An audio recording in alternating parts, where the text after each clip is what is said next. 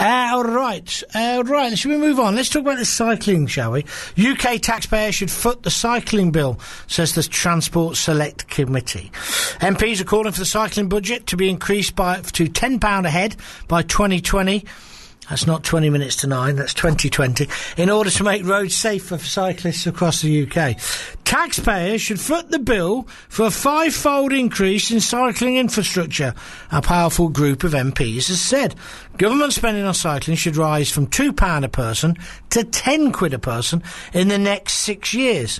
This is according to the Transport Select Committee, which said, and I quote, "A cultural change is needed to ease tensions between motorists and cyclists." The committee said cyclists complained of aggressive driving, poorly designed junctions and a failure to enforce speed limits, which were contributing to quarrels between road users. Well, I'd say cyclists, especially in big cities and in places like London, they're the ones who are aggressive, they're the ones who don't understand junctions, and they're the ones who go up one-way streets. But maybe I'm just a filthy motorist who's paying his road tax for these cyclists to cycle on it. Maybe Donnachadh has a different view on this, who joins us now from the organisation called Stop Killing Cyclists. Hiya, Donny. Good afternoon, John. How are you? Good afternoon. I'm very well indeed, thank you. Good. But I must admit, I've got a bike, and I've got a little commuter bike as well, and I have cycled in London, but I find this a bit rich. Cyclists have it all their own way, don't they?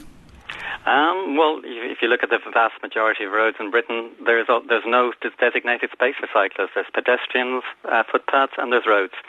And almost nowhere there are safe cycle paths where we can cycle safely and not interfere with pedestrians or drivers. Hang on, Ken Livingstone put loads of cycle paths into London, and there's a whole national, funded by charity, cycle path right through the country now. There's a thing called Sustrans, which has a tiny budget compared to the road budget. Well, you don't pay anything, though, do you? You don't pay any road tax. So why should you be having your hand out saying you want spending to rise from £2 a person to £10 in the next 6 years? Because you don't pay road tax either, John. Yes, I do. You pay pollution tax. Pardon? I pay a road tax, my friend, for my cars, and I pay a pollution tax. The tax you pay on your car is dependent on how much CO2 your car emits.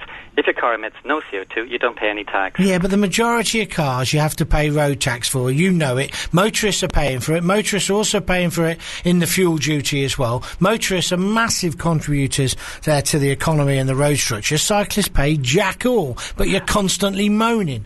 The cyclists pay tax just like everybody else, and the income tax. Out of the general income tax. However, what I would like to make a point is that if we invest in cycling so that our kids can cycle safely, our pensioners can cycle safely, what that means is that there's less pollution on our roads and there's less congestion on our roads. So motorists win, pedestrians win, and cyclists win. Yeah, but part of this plan is to bring down the speed limit to 20 miles an hour in all urban areas.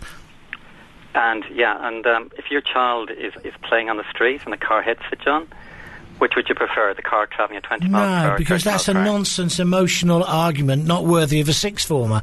Because one, my child shouldn't be playing in the road, and secondly, I don't buy it at all. It's just an absolute nonsense emotional argument. That's not an intellectual argument, is it? Okay, I'll talk about you. So, if any single person crossing the road and makes a mistake, which we all do, whether we're drivers or pedestrians, we make mistakes. I'm not perfect. I don't think you are either.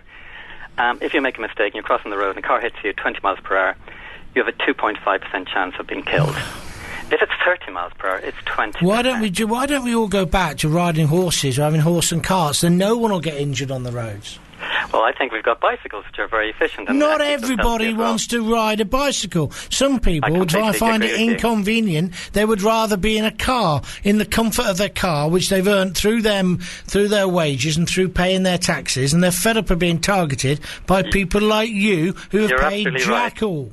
You're absolutely right that a lot of people don't want to cycle unless there are some people who can't physically cycle.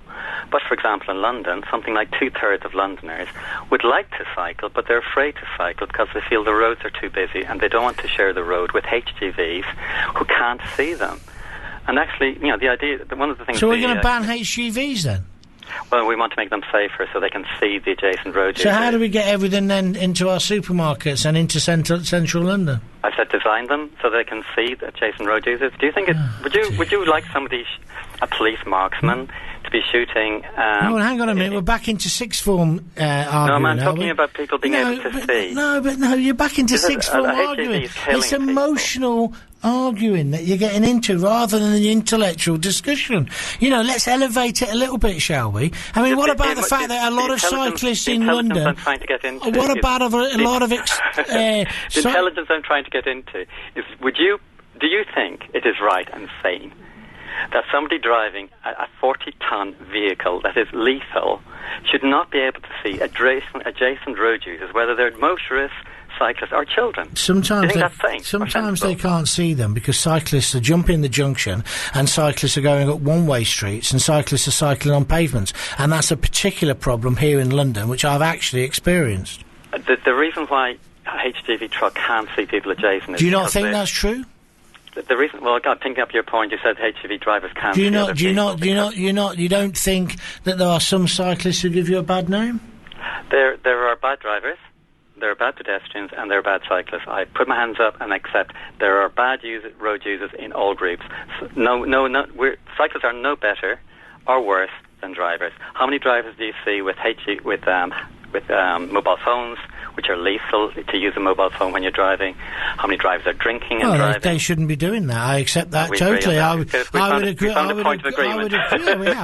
agree with that entirely. Okay. What I object to, why shouldn't you pay some form of road tax then? You want everything in your favour. Why shouldn't cyclists pay, say, £10 a year towards these improvements? Why should cyclists... Well, I would argue that we're already paying our taxes. But everybody's paying their taxes, aren't they? I'm not using the National Health, but I'm paying my taxes.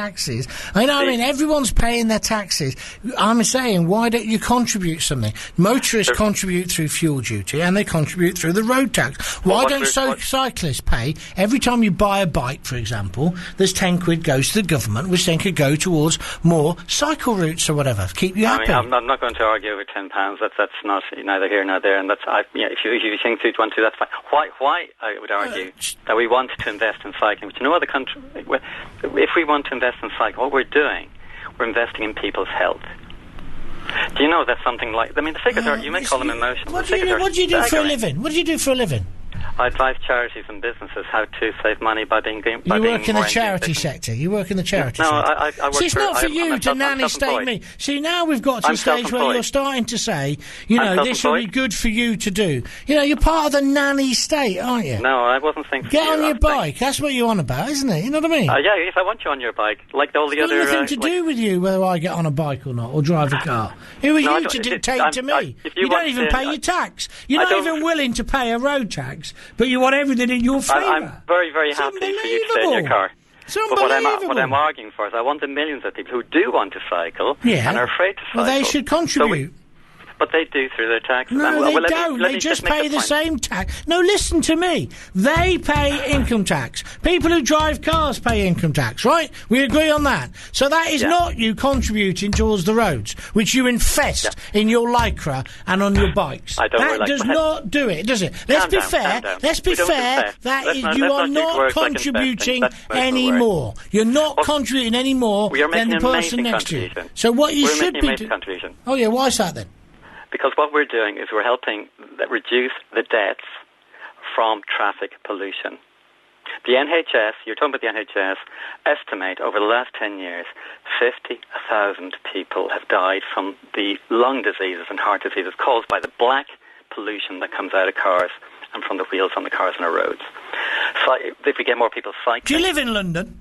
I do, yeah. I thought so. I think you should get on your bike, mate, put it on a train, go up north and see whether your ideas would work in a city apart from London. Good talking to you, though. You're entitled to your opinion. That's Donnachadh. Where's he from again? Where was he from?